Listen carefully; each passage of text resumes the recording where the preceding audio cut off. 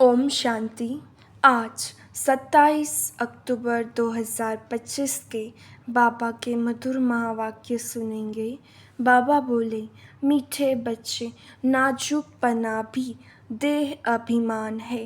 रूसना रोना यह सब आसुरी संस्कार तुम बच्चों में नहीं होने चाहिए। दुख सुख मान अपमान सब सहन करना है। प्रश्न, सर्विस में ढीलापन आने का मुख्य कारण क्या है? उत्तर, जब देह अभिमान के कारण एक दो की खामियां देखने लगते हैं तब सर्विस में ढीलापन आता है। आपस में अनबनी होना भी देह अभिमान है। मैं फलाने के साथ नहीं चल सकता, मैं यहाँ नहीं रह सकता, यह सब नाजुकपना है। यह बोल मुख से निकालना माने कांटे बनना, नाफरमान बरदार बनना। बाबा कहते हैं, बच्चे तुम रूहानी मिलिट्री हो, इसलिए ऑर्डर हुआ तो फौरन हाजिर होना चाहिए। कोई भी बात में आनाकानी मत करो। ओम शांति। रूहानी बाप बैठ रूहानी बच्चों को समझाते हैं। बच्चों को पहले पहले यह शिक्षा मिलती है कि अपने को आत्मा निश्चय करो। देह अभिमान छोड़ देही अभिमानी बनना है। हम आत्मा हैं, देही अभिमानी बने तभी बाप को याद कर सके। वह है अज्ञान काल, यह है ज्ञान काल। ज्ञान तो एक ही बाप देते हैं जो सर्व की सद्गति करते हैं, और वह है निराकार, अर्थात उनका कोई मनुष्य आकार नहीं है। जिसको मनुष्यों का आकार है उनको भगवान नहीं कह सकते। अब आत्माएं तो सब निराकारी ही हैं, परंतु देह अभिमान में आने से अपने को आत्मा भूल गए हैं। अब बाप कहते हैं, तुमको वापस जाना है, अपने को आत्मा समझो। आत्मा समझ बाप को याद करो, तब जन्म जन्मांतर के पाप भस्म हो, और कोई उपाय नहीं। आत्मा ही पतित, आत्मा ही पावन बनती है। बाप ने समझाया है, पावन आत्माएं हैं सतयुग त्रेता में, पतित आत्मा फिर रावण राज्य में बनती है। सीढ़ी में भी समझाया है, जो पावन थे वह पतित बने हैं। 5000 वर्ष पहले तुम सब आत्माएं शांति धाम में पावन थी, उसको कहा ही जाता है निर्वाण धाम। फिर कलयुग में पतित बनते हैं। तुम चिल्लाते हैं, हे पतित पावन आओ। बाबा समझाते हैं, बच्चे मैं जो तुमको ज्ञान दे रहा हूँ पतित से पावन होने का, वह सिर्फ मैं ही देता हूँ, जो फिर प्रायः लोप हो जाता है। बाप को ही आकर सुनाना पड़ता है। यहाँ मनुष्यों ने अथाह शास्त्र बनाए हैं। सतयुग में कोई शास्त्र होता ही नहीं, वहाँ भक्ति मार्ग रिंचक भी नहीं। अभी बाप कहते हैं, तुम मेरे द्वारा ही पतित से पावन बन सकते हो। पावन दुनिया जरूर बननी ही है। मैं तो बच्चों को ही आकर राजयोग सिखाता हूँ। देवी गुण भी धारण करने हैं। रूसना रोना यह सब आसुरी स्वभाव है। बाप कहते हैं, दुख सुख मान अपमान सब बच्चों को सहन करना है, नाजुकपना नहीं। मैं फलाने स्थान पर नहीं रह सकती हूँ, यह भी नाजुकपना है। इनका स्वभाव ऐसा है, यह ऐसा है, वैसा है, यह कुछ भी रहना नहीं चाहिए। मुख से सदैव फूल ही निकले, कांटा नहीं निकलना चाहिए। कितने बच्चों के मुख से कांटे बहुत निकलते हैं। किसको गुस्सा करना भी कांटा है। एक दो में बच्चों की अनबनी बहुत होती है। देह अभिमान होने के कारण एक दो की खामियां देखते खुद में अनेक प्रकार की खामियां रह जाती है, इसलिए फिर सर्विस ढीली पड़ जाती है।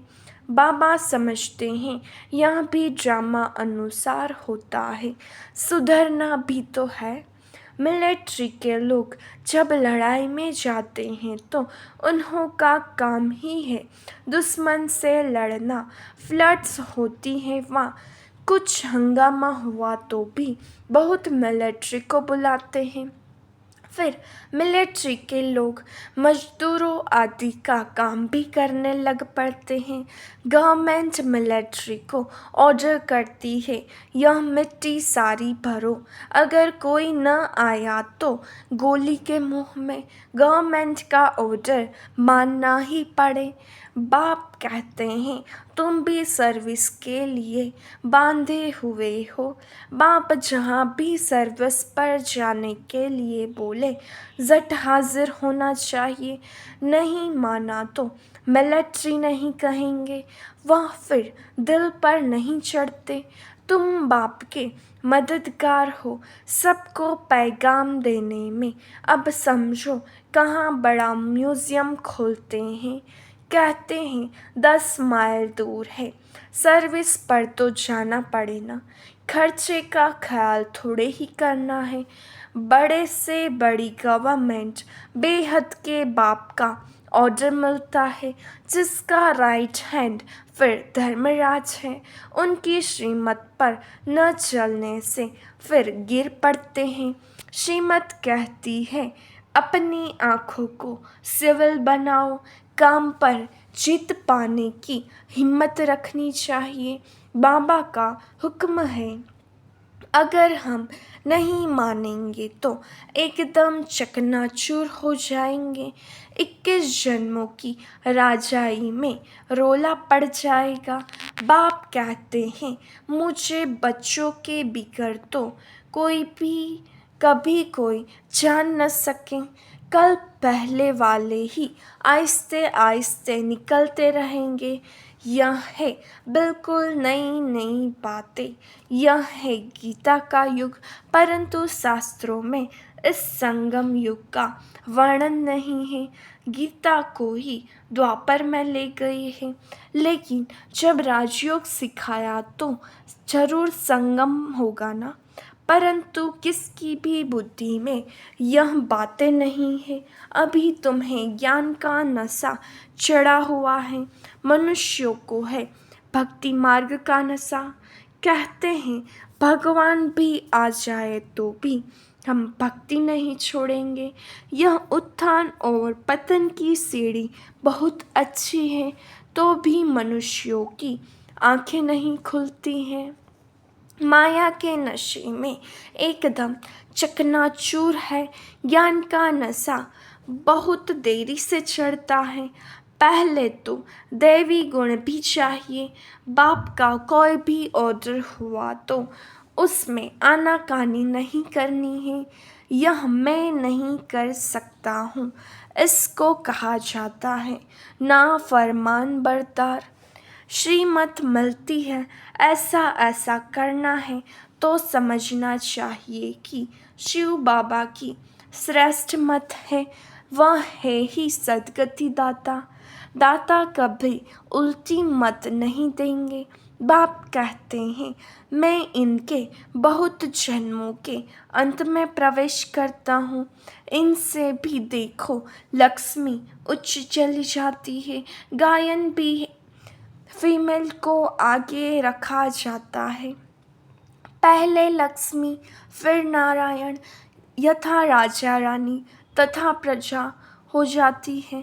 तुमको भी ऐसा श्रेष्ठ बनना है। इस समय तो सारी दुनिया में रावण राज्य है। सभी कहते हैं राम राज्य चाहिए। अब है संगम।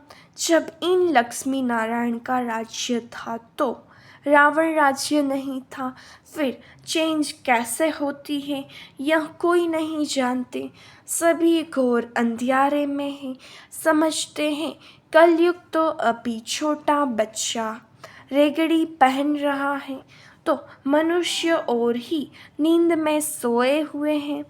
यह रूहानी नॉलेज रूहानी बाप ही रूहों को समझाते हैं, राजयोग भी सिखलाते हैं। श्री कृष्ण को रूहानी बाप नहीं कहेंगे, वह ऐसे नहीं कहेंगे कि हे रूहानी बच्चों, यह भी लिखना चाहिए। रूहानी नॉलेजफुल बाप स्पिरिचुअल नॉलेज रूहानी बच्चों को देते हैं। बाप समझते हैं दुनिया में सभी मनुष्य है देह अभिमानी। मैं आत्मा हूँ यह कोई नहीं जानते हैं। बाप कहते हैं किसकी भी आत्मा लीन नहीं होती है। अभी तुम बच्चों को समझाया जाता है दशहरा दीपावली क्या है। मनुष्य तो जो भी पूजा आदि करते हैं सब ब्लाइंड फेथ की, जिसको गुडी पूजा कहा जाता है, पत्थर पूजा कहा जाता है। अभी तुम पारस बुद्धि बनते हो तो पत्थर की पूजा नहीं कर सकते हो। चित्रों के आगे जाकर माथा टेकते हैं, कुछ भी समझते नहीं। कहते भी हैं ज्ञान भक्ति और वैराग्य। ज्ञान आधा कल्प चला, फिर भक्ति शुरू हुई। अब तुमको ज्ञान मिलता है तो भक्ति से वैराग्य आ जाता है। यह दुनिया ही बदलती है।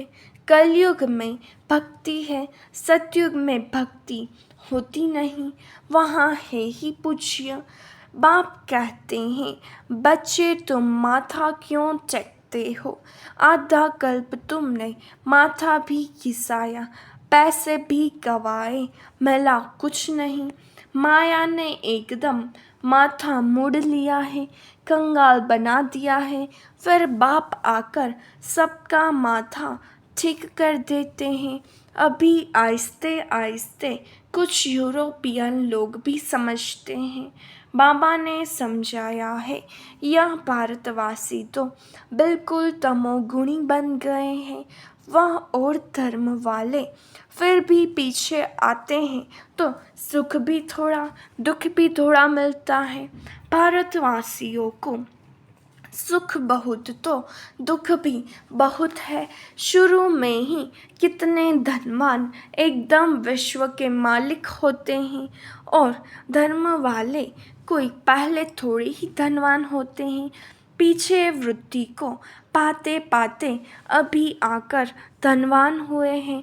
अब फिर सबसे भिखारी भी भारत बना है, अंधश्रद्धालु भी भारत है। यह भी ड्रामा बना हुआ है। बाप कहते हैं मैंने जिसको हेवन बनाया वह हेल बन गया है। मनुष्य बंदर बुद्धि बन गए हैं, उनको मैं आकर मंदिर लायक बनाता हूँ। विकार बड़े कड़े होते हैं। क्रोध कितना है तुम्हारे में, कोई क्रोध नहीं होना चाहिए।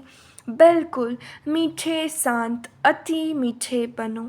यह भी जानते हो कोटों में कोई ही निकलते हैं राजाई पद पाने वाले।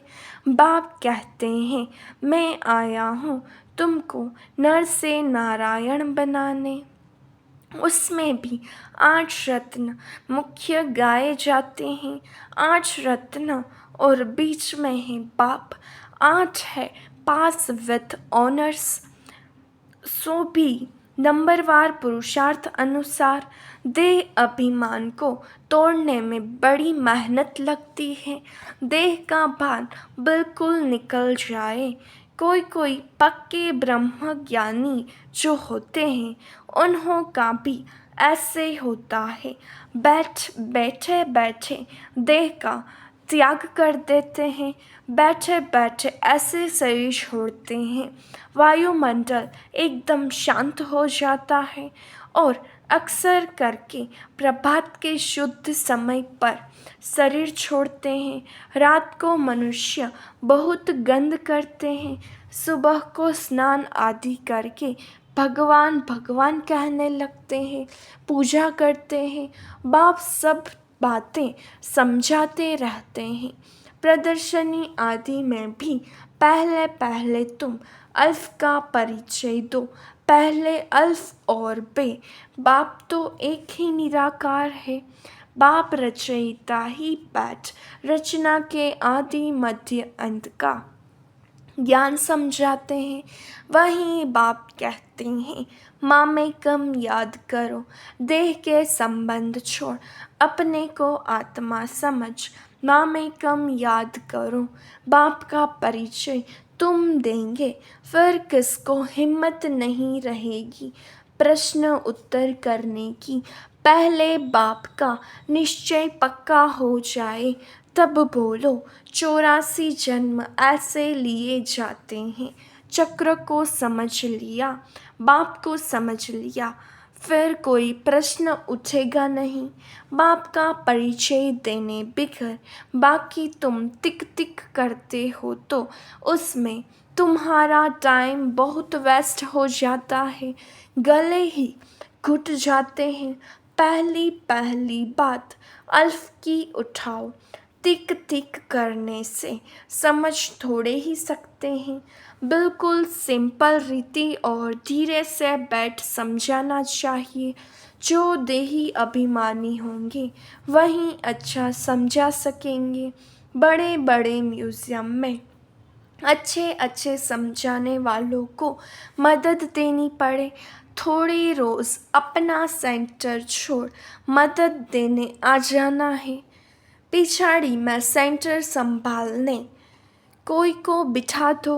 अगर गद्दी संभालने लायक कोई को आप समान नहीं बनाया है तो बाप समझेंगे कोई काम के नहीं, सर्विस नहीं की। बाबा को लिखते हैं, सर्विस छोड़ कैसे जाएं? अरे बाबा हुक्म करते हैं, फलानी जगह प्रदर्शनी है, सर्विस पर जाओ। अगर गद्दी लायक किसको नहीं बनाया है तो तुम किस काम के? बाबा ने हुक्म किया, झट भागना चाहिए। महारथी ब्राह्मणी उनको कहा जाता है। बाकी तो सब है घोड़े सवार प्यादे। सबको सर्विस में मदद देनी है। इतने वर्ष में तुमने किसको आप समान नहीं बनाया है तो क्या करते थे? इतने समय में मैसेंजर नहीं बनाया है जो सेंटर संभाले।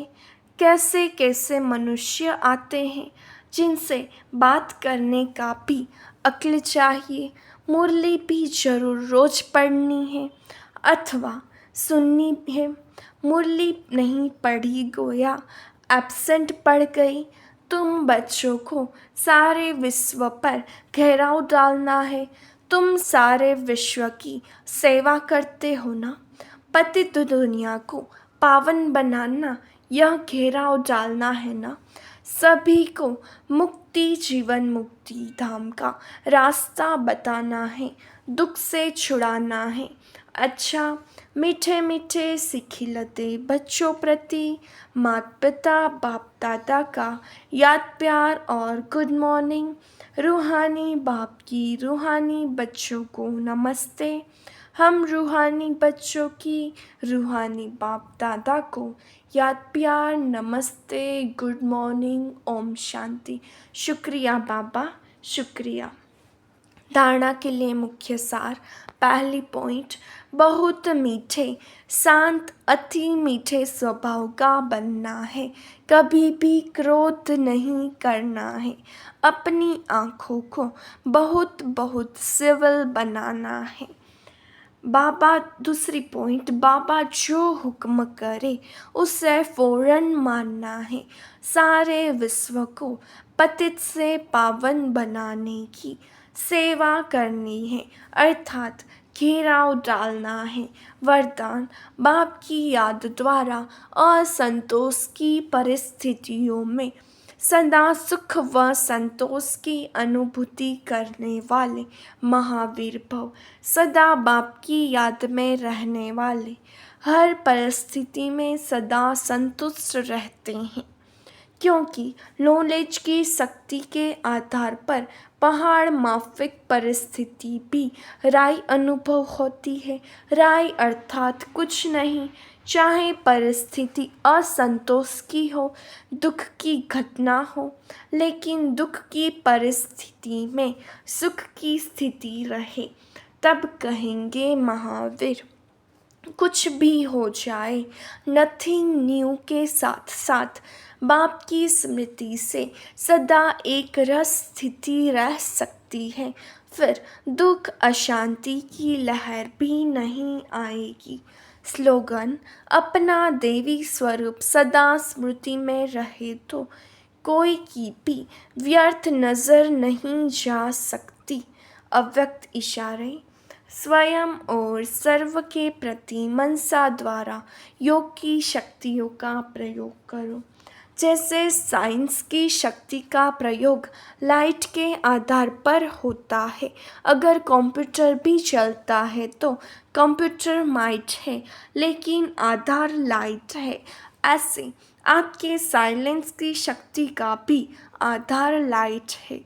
जब वह प्रकृति की लाइट अनेक प्रकार के प्रयोग प्रैक्टिकल में करके दिखाती है, तो आपकी अविनाशी परमात्मा लाइट, आत्मिक लाइट और साथ साथ प्रैक्टिकल स्थिति लाइट, तो इससे क्या नहीं प्रयोग हो सकता। अच्छा, ओम शांति।